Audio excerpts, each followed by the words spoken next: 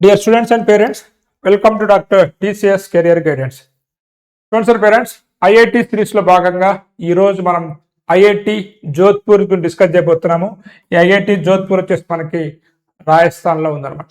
ఇక్కడ ఉన్నటువంటి BTech programmes ఏంటి, టోటల్గా ఈచ్ అండ్ ఎవ్రీ ప్రోగ్రాంలో వస్తున్నటువంటి ప్లేస్మెంట్ అనమాట, బ్రాంచ్ వైజ్గా జోసా కౌన్సిలింగ్లో 6th రౌండ్ కట్ ఆఫ్ ఏంటి, అదేవిధంగా ఈ ఐఐటి జోధ్పూర్ యొక్క ప్రోస్ అండ్ కాన్స్ అండ్ ఇక్కడ ఫీజు ఎంత ఉంటుంది, ఫీజు రియంబర్స్మెంట్ ఎవరికి ఉంటుంది అనేటువంటి అన్ని విషయాలు అనమాట. ఒకటి కాదు, టోటల్గా ఐఐటి జోధ్పూర్ గురించి పూర్తి వివరాలు ఈ వీడియోలో నేను మీకు ఇవ్వబోతున్నాను. కాబట్టి వీడియోని పూర్తిగా చూస్తానని కోరుకుంటూ, అదేవిధంగా మనం ప్రీవియస్గా చేసినటువంటి ఐఐటీస్ అనమాట, దాదాపు ఇక్కడ ఉన్నటువంటి అన్ని ఐఐటీస్ గురించి మనం పూర్తిగా వివరించడం జరిగింది.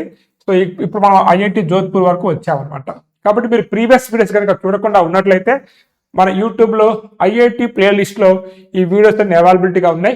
ఈ ఐఐటీస్ యొక్క పూర్తి వివరాలు కూడా అక్కడ చెప్పడం అనేది జరిగింది. కాబట్టి వాటిని కూడా చూసుకొని మీరు తెలుసుకోండి. అదేవిధంగా వీడియోలోకి వెళ్లే ముందు మన ఛానల్ ద్వారా అందిస్తున్నటువంటి ఏదైతే మెంటర్షిప్ ప్రోగ్రామ్ ఉందో ఆ మెంటర్షిప్ ప్రోగ్రామ్ మీరు జోసా కౌన్సిలింగ్, సీసాప్ కౌన్సిలింగ్, అదేవిధంగా ఎనీ డీమ్డ్ యూనివర్సిటీస్, ఎంసెట్, 2 రాష్ట్రాల్లో తెలుగు రాష్ట్రాల్లో ఎంసెట్ యొక్క మెంటర్షిప్ కావాలనుకున్నట్లయితే ఈ వాట్సాప్ నెంబర్కి మీరు మెసేజ్ పెట్టి మా హెల్ప్ అనేది మీరు తీసుకోవచ్చు. ఇది పెయిడ్ మెంటర్షిప్ కాబట్టి కొంత అమౌంట్ పే చేయగలిగే వాళ్ళు ఈ నెంబర్కి వాట్సాప్ మెసేజ్ పెట్టి వివరాలు తెలుసుకోవచ్చు. దాంతోపాటు ఎవరైతే స్టూడెంట్స్ 8th క్లాస్ చదువుతున్నా అండ్ ఐఐటి ఫౌండేషన్లో ఉన్నా, ఇయర్ 10th క్లాస్ కంప్లీట్ కాకపోతున్నా, ఇంటర్మీడియట్ కంప్లీట్ కాకపోతున్నా, మీ పిల్లలకి ఎటువంటి కెరియర్ అనేది సూటబుల్ అవుతుంది, వాళ్ళకున్నటువంటి స్కిల్స్ ఏంటి, ఆ స్కిల్స్ ఆధారంగా రేపు వాళ్ళ యొక్క ఫ్యూచర్ మనం డిజైన్ చేయాలనుకున్నట్లయితే మా ఆర్టిఫిషియల్ ఇంటెలిజెన్స్ స్కిల్ టెస్ట్ అనేది చాలా ఉపయోగపడుతుంది. ఇప్పటి వరకు చాలా మంది స్టూడెంట్స్ ఈ ఎగ్జామ్ రాసి వారి యొక్క స్కిల్స్ తెలుసుకొని ఒక రైట్ కెరియర్ పాత్ అనేది చూస్ చేసుకున్నారు. కాబట్టి 2 తెలుగు రాష్ట్రాల్లో ఉన్న పేరెంట్స్ ఈ యొక్క అవకాశాన్ని యూటిలైజ్ చేసుకుంటారని కోరుకుంటూ, వారు కూడా వీటికి సంబంధించిన వివరాలు కావాలనుకున్నట్లయితే ఈ వాట్సాప్ నెంబర్కి మెసేజ్ పెట్టచ్చు. సో నేను వచ్చేసి అందరు తెలిసిందే doctor Charan, MTech PhD from J2 Hyderabad. అదేవిధంగా మనకి professor of electrical engineering and teaching experience 25 years ఉంది. అదేవిధంగా అడ్వాన్స్ స్టడీస్ కెరియర్ కౌన్సిలర్ అనమాట, సర్టిఫైడ్ కెరియర్ కౌన్సిలర్. ఇది నా ప్రొఫైల్. కాబట్టి మెంటర్షిప్ అదేవిధంగా స్కిల్ టెస్ట్ రాదామన్న స్టూడెంట్స్ ఈ వాట్సాప్ నెంబర్కి మీరు మెసేజ్ పెట్టవచ్చు. స్టూడెంట్స్ అండ్ పేరెంట్స్, ఈ యొక్క ఏదైతే మన ఐఐటి జోధ్పూర్ ఉందో ఈ ఐఐటి జోధ్పూర్ కూడా మనకి 2008 అనమాట. అంటే ఎప్పుడైతే మన ఐఐటి హైదరాబాద్ అనేది ఎస్టాబ్లిష్మెంట్ అయిందో అప్పుడే ఇది మనకి ఎస్టాబ్లిష్మెంట్ అయింది. మీకు ముందుగా చెప్పినట్టుగా ఇది రాజస్థాన్లో ఉంది. సో ఇది వచ్చేసి మనకి జోధ్పూర్ ఎయిర్పోర్ట్ నుంచి మనకి 29 kilometers దూరంలో ఉంటుంది అనమాట. రైల్వే జంక్షన్ నుంచి ఒక 26 kilometers దూరంలో ఉంటుంది. ఎన్ఆర్ఎఫ్ ర్యాంకింగ్ తీసుకున్నట్లయితే ఇది 2024లో 28 ఉన్నట్లయితే ఇది ఇక 27కి వచ్చింది అనమాట. అంటే కొంత పర్లేదు అనుకోవచ్చు. ఓవరాల్ ర్యాంకింగ్ తీసుకున్నట్లయితే ఓకే. అండ్ బట్ మన ఐఐటి హైదరాబాద్తో పోల్చుకున్నట్లయితే ఇంకొంచెం మెరుగుపడాల్సింది అదైతే లేదన్నమాట. ఇక మనం ఇక్కడ ఉన్నటువంటి బ్రాంచెస్ వివరాలు ముందు చూద్దాం అనమాట. ప్రతిదీ ఇన్ఫర్మేషన్ మీకు ముందు ఇస్తాను. బట్ బ్రాంచెస్ గురించి మనం మాట్లాడుకున్నట్లయితే ఫస్ట్ ఇక్కడ ఉన్నటువంటి బ్రాంచ్ వచ్చేసి మనకి కెమికల్ బ్రాంచ్. ఇది ఉన్నటువంటి కట్ ఆఫ్ ర్యాంక్స్ అనమాట. ఈడబ్ల్యూఎస్ కానించి అన్ని కూడా మీ యొక్క category cut off ranks, open rank ఇవి 2 కూడా. ఇవి కూడా జోసా కౌన్సిలింగ్ లో 6th రౌండ్ లాస్ట్ రౌండ్ యొక్క కట్ ఆఫ్ ర్యాంక్స్ అనమాట. అడ్వాన్స్డ్ స్కోర్ అనమాట. ఇది అడ్వాన్స్డ్ ర్యాంక్ అనేది మీరు గుర్తుపెట్టుకోవాలి. ఇక్కడ ఉన్నటువంటిది వచ్చేసి మనకి కెమికల్ ఇంజనీరింగ్ సంబంధించినటువంటి కట్ ఆఫ్ అనమాట. సో కెమికల్ ఇంజనీరింగ్ ఇంట్రెస్ట్ ఉన్నటువంటి స్టూడెంట్స్ అందరూ కూడా చూసుకోవచ్చు. కెమికల్ ఇంజనీరింగ్ తర్వాత మనం చూసుకున్నట్లయితే computer science and engineering. So computer science engineering తీసుకున్నట్లయితే సో 2918 వరకు సీట్ వచ్చిందనమాట. అది ఓపెన్ కేటగిరీ ఫీమేల్ అయితే 7000 వరకు వచ్చింది. ఈడబ్ల్యూఎస్ అయితే 456, గర్ల్స్ ఈడబ్ల్యూఎస్ అయితే 897. అలా మీరు ఎస్సీ కేటగిరీ తీసుకున్నట్లయితే 882, ఎస్టీ తీసుకున్నట్లయితే 403 అనమాట. ఇట్లా మీరు చూసుకోవచ్చు మీ యొక్క కేటగిరీకి సంబంధించినటువంటి కట్ ఆఫ్ ర్యాంక్ అనమాట. కంప్యూటర్ సైన్స్ ఇంజనీరింగ్ సంబంధించినటువంటి ర్యాంకు. సో కంప్యూటర్ సైన్స్ తర్వాత మనం తీసుకున్నట్లయితే కెమికల్ ఇంజనీరింగ్ సో చూసాము, మనము కంప్యూటర్స్ చూసాము. నెక్స్ట్ వచ్చేసి ఎలక్ట్రికల్ ఇంజనీరింగ్ అనమాట. సో ఎలక్ట్రికల్ ఇంజనీరింగ్ లో కూడా ఈ ఈచ్ అండ్ ఎవ్రీ కేటగిరీకి సంబంధించినటువంటి కట్ ఆఫ్ ర్యాంక్ అనేది అక్కడ ఇవ్వడం జరిగింది. మీ కేటగిరీ ఏంటనేది మీరు చూసుకొని మీకు ఆ ర్యాంక్కి సీట్ వస్తుందా లేదా మీరు చూసుకోవాలి. మీరు ఫస్ట్ ఇయర్ చదువుతున్నట్లయితే సో ఆ ర్యాంక్ మీరు తెచ్చుకోవాలన్నమాట. దాని తర్వాత ఎలక్ట్రానిక్స్ ఇంజనీరింగ్ ఉన్నటువంటి కొన్ని ఐఐటీల్లో ఒక జోధ్పూర్ ఐఐటి ఒకటి. ఇక్కడ కూడా కట్ ఆఫ్ ర్యాంక్ ఎంత ఉందనేది మీరు చూసుకోండి. ఎందుకంటే ఐఐటీలో ఎక్కువ ఎలక్ట్రానిక్స్ ఉండదు, ఎలక్ట్రికలే ఉంటుంది. బట్ ఈ మధ్య ఎలక్ట్రానిక్స్ కూడా ఇంట్రొడ్యూస్ చేస్తున్నారు. ఎలక్ట్రానిక్స్ తర్వాత మనకి మెకానికల్ ఇంజనీరింగ్ సంబంధించినటువంటి జోస్తా 6th రౌండ్ కట్ ఆఫ్ అనేది అక్కడ మీరు చూసుకోవచ్చు. మెకానికల్ ఇంజనీరింగ్ తర్వాత మనకు branch civil and infrastructure engineering అనమాట. నార్మల్గా మనం సివిల్ ఇంజనీరింగ్ చూస్తుంటాం, కానీ సివిల్ అండ్ ఇన్ఫ్రాస్ట్రక్చర్ ఇంజనీరింగ్ ఎక్కడ చూస్తున్నాము. ఎవరైతే కొంత సివిల్ ఇంజనీరింగ్ లో కొంత డిఫరెంట్ గా చదువుదాం అనుకున్నట్లయితే సివిల్ అండ్ ఇన్ఫ్రాస్ట్రక్చర్ ఇంజనీరింగ్ అనేది మీకు ప్రైవేట్ రంగంలో కూడా మంచి అవకాశాలు ఉంటాయి. కాబట్టి సో ఈ యొక్క బ్రాంచ్ని కూడా మీరు సెలెక్ట్ చేసుకోవచ్చు. ఇక్కడ మాత్రమే ఉంది సివిల్ అండ్ ఇన్ఫ్రాస్ట్రక్చర్ ఇంజనీరింగ్ అనేది. దీని తర్వాత ఉన్నటువంటి బ్రాంచ్ వచ్చేసి మనకి bio engineering and artificial intelligence. So ఇక్కడ మనం ఫస్ట్ బయో ఇంజనీరింగ్ చూద్దాము. బయో ఇంజనీరింగ్ తీసుకున్నట్లయితే సో ఇక్కడ కట్ ఆఫ్ కొంచెం ఎక్కువ ఉన్నప్పటికి కూడా మనకి సీట్ వచ్చే అవకాశం ఉంది. బట్ ఈ బయాలజికల్ సైన్స్ లో ఇంట్రెస్ట్ ఉన్నటువంటి స్టూడెంట్స్ మాత్రమే తీసుకోవాల్సిందిగా నేను కోరుతున్నాను. సో ఎందుకంటే ఇంట్రెస్ట్ లేకుండా మనం వెళ్ళకూడదు. సో బట్ ఐఐటీలో ఏ బ్రాంచ్ తీసుకున్నా బాగానే ఉంటుంది. నెక్స్ట్ మీ అందరూ కూడా ఎదురు చూస్తున్నటువంటి branch artificial intelligence and data science. ఈ కాంబినేషన్ అయితే చాలా మంచిది. చాలా కాలేజీలో ఆర్టిఫిషియల్ ఇంటెలిజెన్స్ ఉంటుంది, లేకపోతే డేటా సైన్స్ ఉంటుంది. బట్ వీళ్ళు ఒక మంచి కాంబినేషన్ పెట్టారు, artificial intelligence and data science. So ఇది కూడా కట్ ఆఫ్ అనేది సిఎస్టీ తర్వాత ఆర్టిఫిషియల్ ఇంటెలిజెన్స్ డేటా సైన్స్ కి మనకి ఎక్కువ ప్రయారిటీ ఇస్తారు. కాబట్టి మీ యొక్క ఏదైతే కేటగిరీ కట్ ఆఫ్ చూసుకొని మీకు వస్తుందా లేదా ఒకసారి తెలుసుకోండి అనమాట. ఆర్టిఫిషియల్ ఇంటెలిజెన్స్ తర్వాత మనకు వచ్చేసి నెక్స్ట్ బ్రాంచ్ తీసుకున్నట్లయితే material science engineering, material engineering అనమాట. మెటీరియల్స్ ఇంజనీరింగ్ కూడా బాగానే ఉంది. సో కట్ ఆఫ్ అనేది. దీని తర్వాత మనకు వచ్చేసి ఫిజిక్స్ విత్ స్పెషలైజేషన్ అనమాట. అంటే ఫిజిక్స్ నార్మల్గా మనకి ఇంజనీరింగ్ ఫిజిక్స్ ఉంటుంది, బట్ ఇక్కడ ఫిజిక్స్ విత్ స్పెషలైజేషన్ చెప్పారు. ఇక్కడ కూడా మీరు గుర్తుపెట్టుకోవాల్సిందంటే బ్యాచులర్ ఆఫ్ సైన్స్ అనమాట. ఒకప్పుడు మనకి ఐఐటీలలో బీటెక్ ప్రోగ్రామ్స్ ఉండేవి. గత కొన్ని సంవత్సరాలుగా మనకి బ్యాచులర్ ఆఫ్ సైన్స్ అటువంటి ప్రోగ్రామ్స్ కూడా ఇంట్రొడ్యూస్ చేస్తున్నారు. సో ఇది కూడా 4 years ప్రోగ్రామ్ కాబట్టి మీ ఎంఎస్ చేయడానికి ఎటువంటి ఇబ్బంది అయితే ఉండదు. ఇది వచ్చేసి మీ ఫిజిక్స్ లో ఎనీ స్పెషలైజేషన్ అక్కడ తీసుకోవచ్చు. ఇక్కడ ఏ స్పెషలైజేషన్ అనేది ఇక్కడ ఇవ్వలేదు, బట్ అక్కడ మీరు చూస్ చేసుకునే అవకాశం ఉంటుంది. కాబట్టి ఫిజిక్స్ ఇంట్రెస్ట్ ఉన్నటువంటి స్టూడెంట్స్ దీన్ని తీసుకోవచ్చు. కొంచెం కట్ ఆఫ్ అనేది బాగానే ఉందన్నమాట. దీని తర్వాత మనకు వచ్చేసి so chemistry with specialisation, physics తర్వాత కెమిస్ట్రీ, దానికి సంబంధించినటువంటి కట్ ఆఫ్ ర్యాంక్స్ కూడా మీరు చూసుకోండి. కెమిస్ట్రీ తర్వాత మనకి తీసుకున్నట్లయితే వేరే బ్రాంచ్ ఏం లేవు, డైరెక్ట్ గా మనం ఫీజ్ స్ట్రక్చర్కి వచ్చాము. ఒకవేళ ఈ జోధ్పూర్ లో కనుక మీరు చదవాలనుకున్నట్లయితే టోటల్ గా ఒక సెమిస్టర్ కి 1,61,050 రూపాయలు అయితే ఖర్చు వస్తుంది అనమాట, including hostel and mess fees అనమాట. అంటే దాదాపు మీకు ఫస్ట్ ఇయర్ లో వచ్చేసి మీకు వన్ టైం ఫీజు అనేది రిఫండబుల్ 8,000 పే చేయాల్సి ఉంటుంది. వన్ టైం ఫీజు అనేది ఒక 6,800 పే చేయాల్సి ఉంటుంది అనమాట.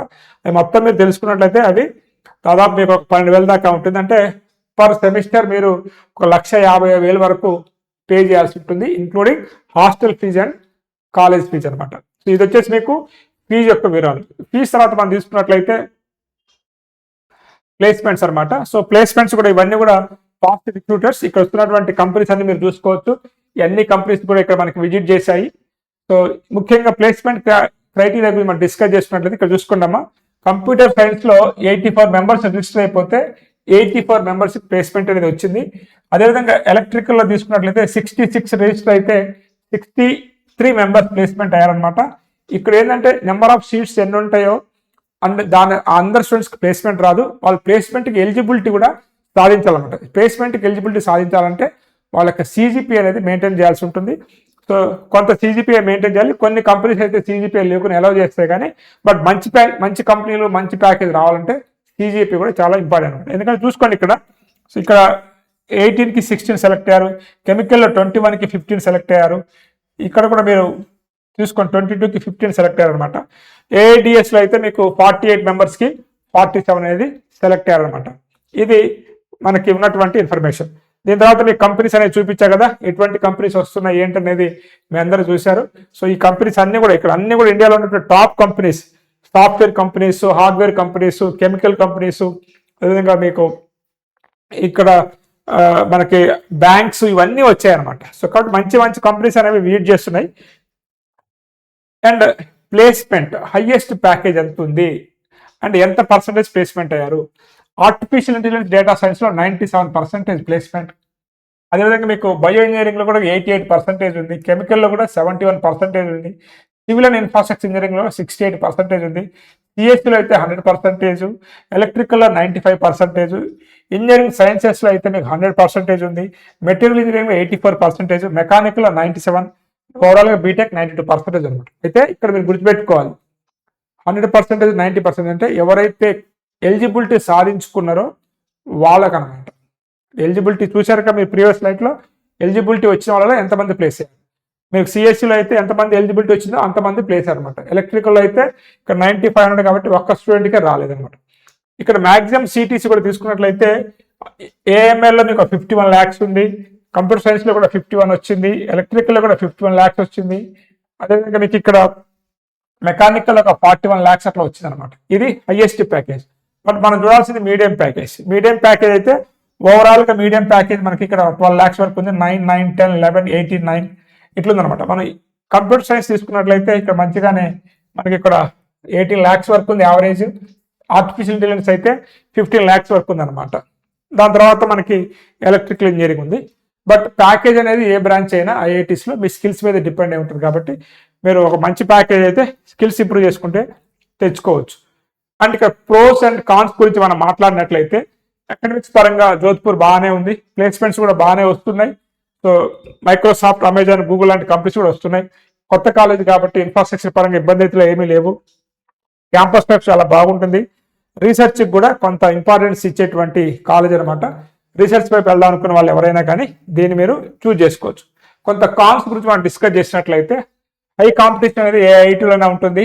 కొంచెం మెంటల్ హెల్త్ ప్రాబ్లమ్స్ అనేవి కూడా ప్రతి ఐఐటీ స్టూడెంట్స్ అనేది కొంత పే చేస్తూ ఉంటారు. కొంచెం ఇది రాజస్థాన్ కాబట్టి కొంచెం హై టెంపరేచర్ ఉంటుంది, అదొకటే లొకేషన్ ప్రాబ్లం. అకాడమిక్స్ వచ్చేసి మీకు కొంత టఫ్ అనేది ఉంటుంది, కొంత మీరు కన్సిస్టెన్సీని మెయింటైన్ చేయాలి. నెక్స్ట్ వచ్చేసి మనకి మీరు రెప్యుటేషన్ గురించి ఆలోచించినట్లయితే కొంత 2008లో ఇది వచ్చినప్పటికి కూడా కొంత ఇంకా అనుకున్నంత స్థాయిలో ఇంకా అది రాలేదనమాట. పేరు అనేది ఒక ఐఐటి హైదరాబాద్ అయితే మనకి కేటగిరీ 1లోకి వచ్చేసింది, స్టిల్ ఇది కేటగిరీ 2లోనే ఉందన్నమాట. ఎనీవే ఐఐటి ట్యాగ్ అనేది చాలా చాలా మంచిది కాబట్టి స్టూడెంట్కి మంచి ప్యాకేజ్ వస్తుందన్నమాట. తక్కువ ప్యాకేజ్ ఏం రాలే అక్కడ. మంచి టాప్ బ్రాంచెస్లో మంచి మీడియం ప్యాకేజ్ ఉంది, హైయెస్ట్ ప్యాకేజ్ వరకు వెళ్ళింది.